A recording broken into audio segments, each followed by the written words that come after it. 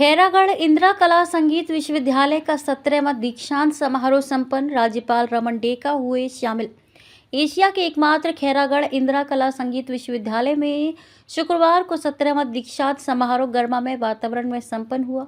समारोह में राज्यपाल रमन डेका मुख्य अतिथि के रूप में शामिल हुए। इस अवसर पर 5 विद्यार्थियों को डी.लिट, 64 विद्यार्थियों को शोध उपाधि तथा कुल 236 विद्यार्थियों को पदक प्रदान किए गए, जिनमें 232 स्वर्ण पदक एवं 4 रजत पदक शामिल हैं। 4 वर्षों के अंतराल के बाद आयोजित इस दीक्षांत समारोह में उच्च शिक्षा मंत्री टंकराम वर्मा, विधायक एवं पद्मश्री अनुज शर्मा तथा विश्वविद्यालय की कुलपति प्रोफेसर लवली शर्मा विशेष रूप से उपस्थित रहे।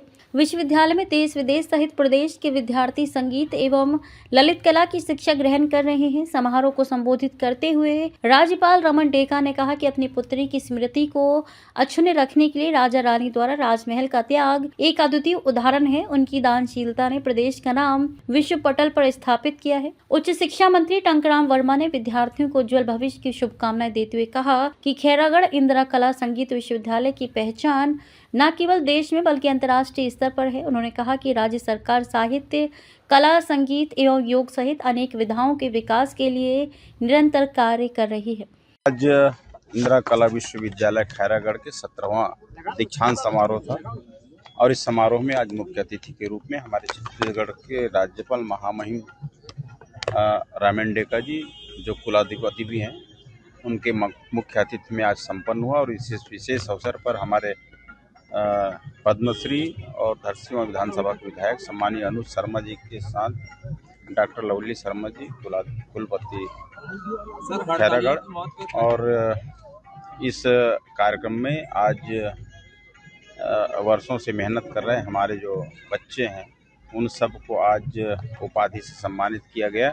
आज 257 हमारे जो बच्चे हैं उसको गोल्ड और सिल्वर से सम्मानित किया गया और 64 बच्चे को पीएचडी और 5 को डी.लिट की उपाधि दी गई। ये खैरागढ़ विश्वविद्यालय की पहचान हमारे देश ही नहीं बल्कि विश्व स्तर पे है और अनेक देश के बच्चे यहाँ पे अध्ययनरत हैं। आज बहुत अच्छा लगा, उन बच्चों से भी मिला। मैं इस विश्वविद्यालय के और आगे प्रगति की कामना करता हूँ और हमारे बच्चे जो यहाँ पे अध्ययनरत हैं उनके भी उज्जवल भविष्य की कामना करता हूँ। सर, एशिया का एकमात्र संगीत विश्वविद्यालय है, इसे केंद्रीय विश्वविद्यालय का दर्जा दिलाने के लिए अथक प्रयास खैरागढ़ की जनता कर रही है।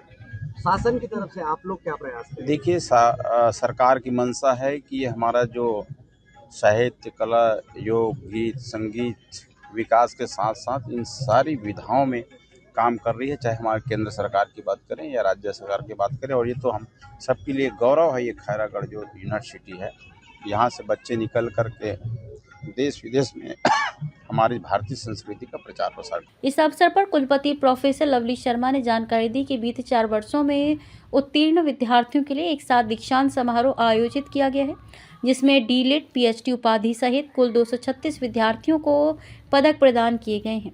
बहुत सुंदर आज का कार्यक्रम रहा और जो माननीय हमारे कुलाध्यक्ष हैं राज्यपाल महोदय, उनका हमेशा एक बहुत ही सकारात्मक विचार है विश्वविद्यालय को लेते हुए, और जो सोच है उनकी, और उनकी सोच खाली सोच नहीं रहती है, उसमें उनका क्रियान्वयन है।